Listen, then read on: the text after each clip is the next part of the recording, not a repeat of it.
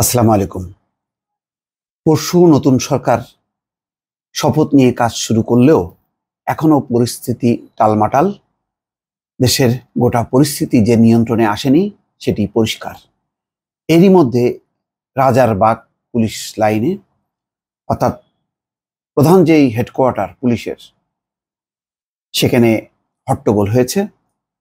হট্টগোলের কারণে যেই সভা ডাকা হয়েছিল সেই সভা শেষ করতে পারেননি নতুন নিযুক্ত আইজিপি।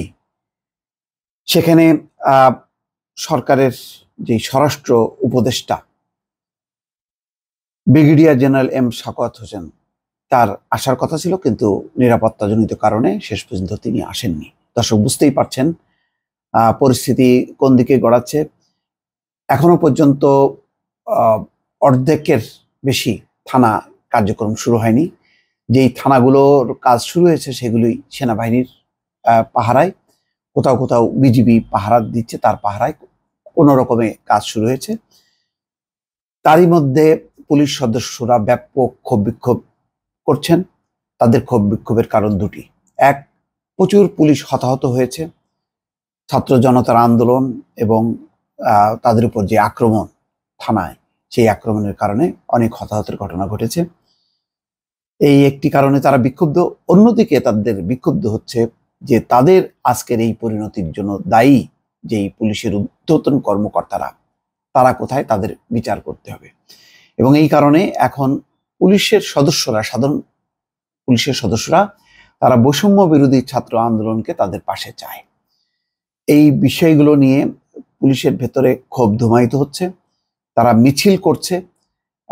নানান জায়গায় যে পরিস্থিতি তৈরি হয়েছে তাতে এখন পর্যন্ত পুলিশ তার স্বাভাবিক কাজে ফিরে আসা, সেটি এখনো পর্যন্ত একটি অসম্ভব বিষয় হচ্ছে। আর এই সুযোগে দেশব্যাপী লুটপাট, হট্টগোল, ডাকাতি, চুরি ডাকাতি, রাহাজানি রীতিমতো ছেয়ে গেছে।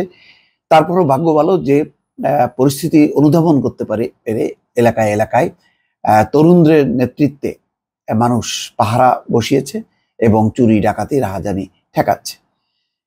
দর্শক, খবরে বলা হচ্ছে 11 দফা দাবিতে হট্টগোলের কারণে মাঝপথে বন্ধ হয়ে গেছে 11 দফা দাবিতে আন্দোলনরত পুলিশ সদস্যদের সঙ্গে বাহিনীর ঊর্ধ্বতন কর্মকর্তাদের মত বিনিময় সভা। অর্থাৎ এখন যে নতুন যে আইজিপি, তারপরে ডিএমপির কমিশনার, তাদের সঙ্গে যে মত বিনিময় শুক্রবার বিকেল বেলায় হওয়ার কথা ছিল, সেটি শেষ পর্যন্ত শেষ হতে পারেনি। বলা হচ্ছে যে মত বিনিময় সভায় প্রধান অতিথি হিসেবে উপস্থিত থাকার কথা ছিল brigadier general M Sakhawat Hossain, তবে তিনি যেতে পারেননি। সবাই পুলিশ সদস্যরা দাবি দাওয়া তুলে ক্ষোভ ও হতাশা প্রকাশ করেন। পুলিশের নতুন মহাপরিদর্শক মোহাম্মদ মইনুল ইসলাম ছাড়াও মত বিনিময় সভায় র্যাবের মহাপরিচালক কে এম শহীদুর রহমান এবং ডিএমপি কমিশনার মাইনুল হাসান উপস্থিত ছিলেন। আইজিপি কথা বলা শুরু করলে পুলিশ সদস্যরা হট্টগোল শুরু করেন। এ সময় উত্তেজিত পুলিশ সদস্যরা একজন অতিরিক্ত উপমহাপরিদর্শককে শারীরিকভাবে লাঞ্ছিত করেন। তার মানে অতিরিক্ত আইজিপি একজনকে শারীরিকভাবে লাঞ্ছিত করেন। পরে সভা শেষ না করেই আইজিপি সহ পুলিশের ঊর্ধ্বতন কর্মকর্তারা চলে যান।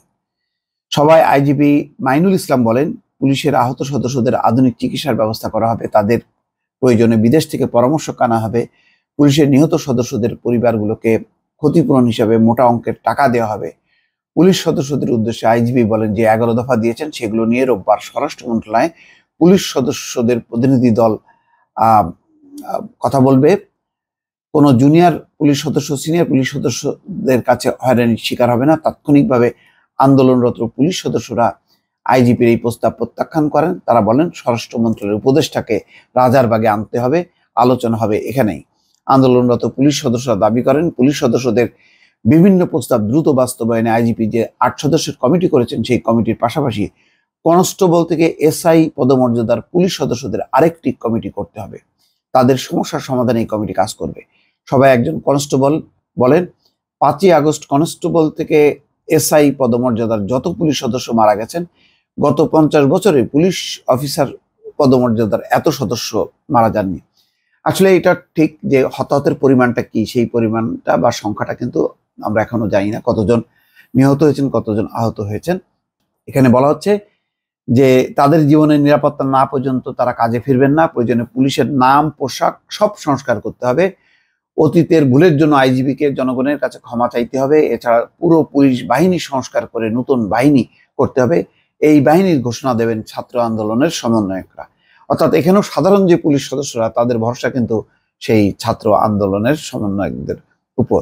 ফলে পুরো পরিস্থিতি এখনো কিন্তু দর্শক বুঝতেই পারছেন যে টালমাটাল।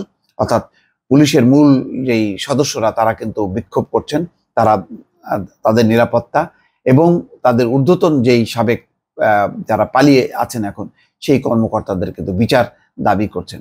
এই পরিস্থিতি কিভাবে সামাল দেবে নতুন সরকার, এখন সেটি চিন্তার বিষয়। দর্শক ভালো থাকবেন, আল্লাহ হাফিজ।